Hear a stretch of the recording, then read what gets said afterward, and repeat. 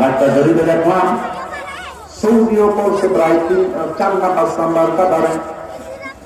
registration করা এমন যে মসজিদ গোটা পৃথিবীর মধ্যে সামান্য পরিমাণ বন্ধ কোরআন তেলাওয়াত করে এই দুনিয়াটাকে আমার কোন দিকে আছে এই সমাজের মধ্যে যে আলেমরা আছে যারা কোরআনের সাথে লেগে আছে সাধারণ মানুষ মনে করছে যারা কোরআনের সাথে এমন মাদ্রাসা ঢাকা করবে আছে না নাই আছে না নাই 10 টাকা 10 টাকা ভাই 10 টাকা দিকে 10 টাকা 10 টাকা